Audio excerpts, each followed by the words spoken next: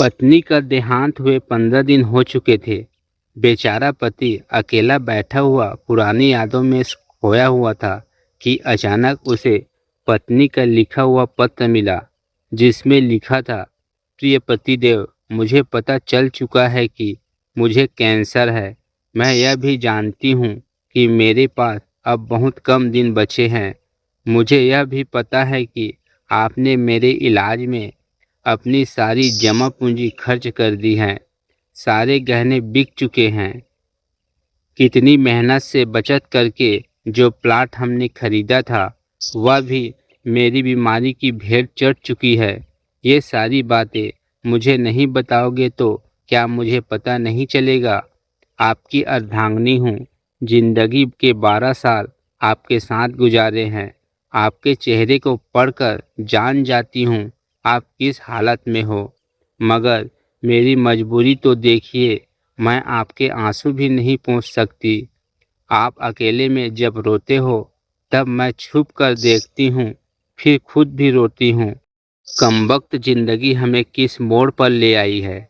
एक दूसरे का दर्द भी नहीं बांट सकते, आंसू भी नहीं पोंछ सकते। आप समझते हैं कि आपको रोते देखकर मैं कमजोर पड़ जाऊंगी। इधर मैं नहीं चाहती आप कमजोर पड़े। कितनी बेगानी हो गई हूं ना मैं। आपकी उदासी का कारण भी नहीं पूछ सकती। आजकल सब जान पहचान वाले मिलने आ रहे हैं।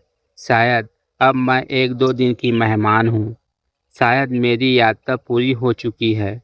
ये कैसा बुलावा है जिसका मुझे पहले से पता है। मुझे मरने से डर नहीं लगता। डर लगता है आप कैसे सह पाओगे मेरी जुदाई। शाम को घर आते ही मुझे तलाश करते हो, मगर अब मैं घर में नहीं मिलूंगी। कलेजा मजबूत कर लेना। जानती हूँ बहुत मुश्किल होगा आपके लिए मुझे भुलाना। 2 दिन मायके चली जाती हूँ तो पीछे पीछे चले आते हो। अब तो हमेशा के लिए बुलावा आ गया है। हाथ और साथ दोनों छोड़कर जा रही हूँ। मगर आप हिम्मत मत हारना। बच्चे अभी बहुत छोटे हैं। उससे कहना मम्मी भगवान के पास गई है, जल्दी लौट आएगी। मेरे चले जाने के बाद बिल्कुल भी मत रोना। कलेजे को पत्थर कर लेना। आप मुझसे कहा करते थे ना कि मैं बहुत डरपोक हूँ, बात बात पर रो पड़ती हूँ। अब देखो ना, आपकी पत्नी कितनी मजबूत हो गई है। दुनिया से विदा होने वाली है। रात दिन दर्द को लेकर जी रही है, मगर एक बार भी नहीं रोई। सफ़र बहुत छोटा रहा, मगर क्या करूं, अब साथ नहीं दे पाऊंगी। मुझे इतना प्यार देने के लिए शुक्रिया। मेरे सारे नखरे उठाने के लिए शुक्रिया। मैं जानती हूँ आपको मेरी लत लगी हुई है। भुलाना बहुत मुश्किल है, मगर आपको खुद को संभालना ही होगा। रोज़ टाइम पर नहा लेना, टाइम पर खाना खा लेना, क्योंकि आपको ये सब याद दिलाने के लिए आपकी पत्नी अब नहीं होगी। अब मैं न रहूँगी। अब आलस करना छोड़ देना। जब तक मैं थी आप घर की हर चिंताओं से मुक्त थे। दोनों बच्चों की तरह आपका भी ख्याल रखना पड़ता था, मगर अब आप बच्चा बनना छोड़ देना। अब रूठना छोड़ देना, क्योंकि आपको मनाने के लिए अब आपकी पत्नी नहीं रहेगी।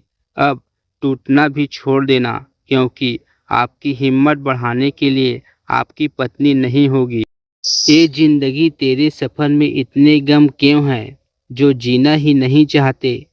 उनकी तू बहुत लंबी है, मगर जो जीना चाहते हैं उनकी सांसें इतनी कम क्यों हैं? ये जिंदगी अब और नहीं लिखा जाता। हाथों में दम बिल्कुल भी नहीं है, फिर भी लिख रही हूँ। आप 2 दिन से सोए नहीं थे, इसलिए आज गहरी नींद में सो रहे हो।